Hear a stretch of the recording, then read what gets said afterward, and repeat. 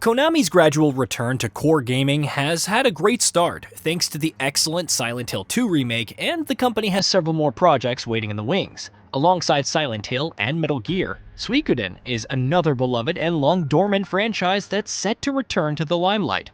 After a bit of delay, Suikoden 1 and 2 HD Remaster are set to launch soon, and are promising to bring the original two RPG classics to modern platforms in enhanced and remastered forms.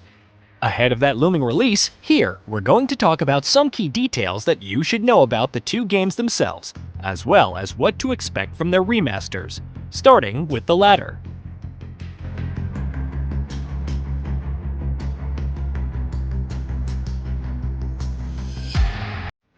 Graphical upgrades.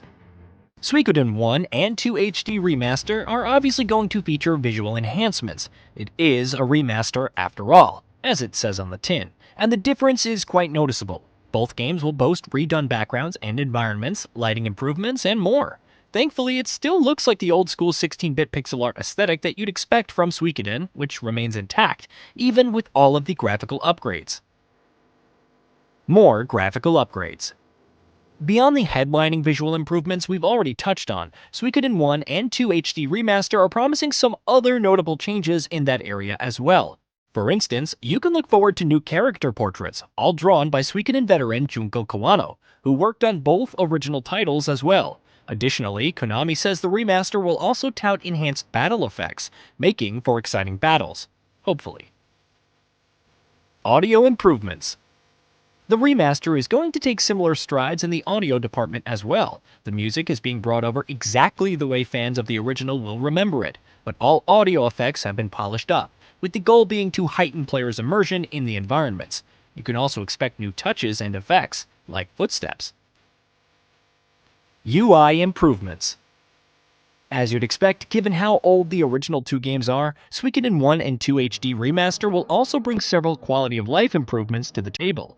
Chief among them will be the overhauled UI in both games. Not only has it been revamped with new and sleeker layouts, it's also making improvements to features such as changing equipment to make for smoother gameplay experience. Quality of life upgrades. Another major QOL upgrade players can expect is the ability to fast-forward battles. Meanwhile, you'll also have the ability to move faster with a button press right off the bat. There's also a new conversation log, and of course, autosave functionality. In a nutshell, Suikoden 1 and 2 HD Remaster is promising all of the QOL improvements you'd expect to see in a remaster of games that are 30 and 27 years old. Suikoden 1 story details. Let's hit the pause button on the remasters to talk and speak about the original games themselves. For those unaware, Suikoden 1 takes inspiration from the classic Chinese novel Water Margin, telling the story of an empire called the Scarlet Moon Empire caught in the grips of its corrupt ruler. Players play as the son of a general who embarks on a quest to topple the incumbent regime and restore peace and stability to the land.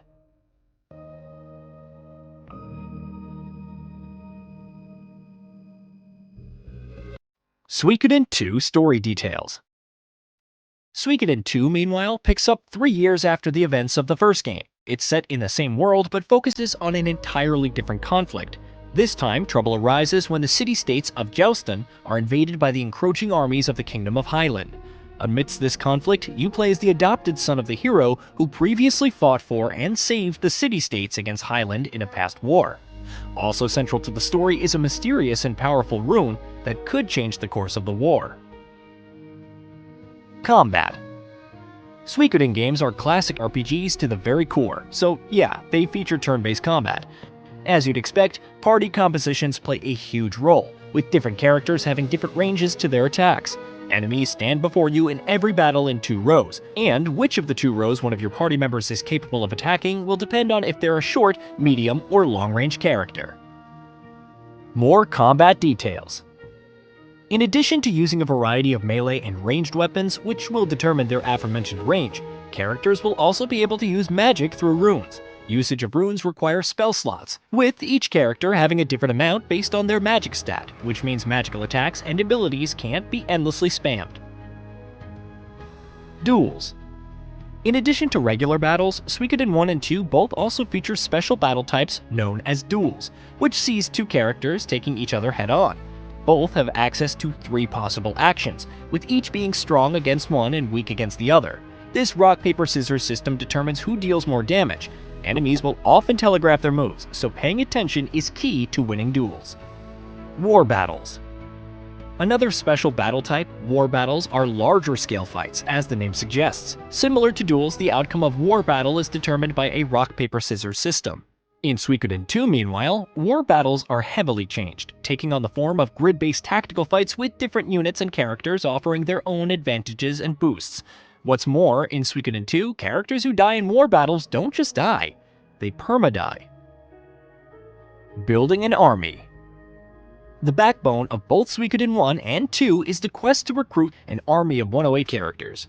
Traveling the world, meeting new characters, and adding them to your ranks forms the heart and soul of the experience.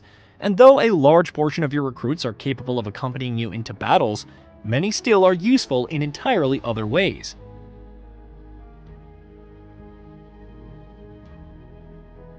Headquarters. Suikoden 1 and 2 both task players with managing a headquarters, which is really more like an entire castle in both games. Newly recruited characters are sent to HQ, and many of them spruce up your home in different, tangible ways, such as making new facilities available to you. Base building is in fact one of Suikoden's biggest strengths. Newcomers have every reason to be excited, while returning fans are, of course, going to continue to have a blast. Or that's the hope at least. PC requirements. Unsurprisingly, Suikoden 1 and 2 HD Remaster's system requirements on PC are quite reasonable. Again, these are 30 and 27-year-old games. At minimum, players will require a 3.30 GHz Intel Core i5-4440 processor, an eForce GTX 1050, 8GB of RAM, and 16GB of free storage space. Thus far, the game hasn't yet been given a Steam Deck verified tag, but hopefully that'll change before too long. Currently, the game does at least have a playable tag for the portable device, so there's that. Switch file size. On the Nintendo Switch, Suikoden 1 and 2 HD Remaster's file size is going to be 6.8 GB. As evidenced by the game's PC requirements, that's lower than the size requirements on other platforms. Though that is, of course, the way things usually go with the Nintendo Switch.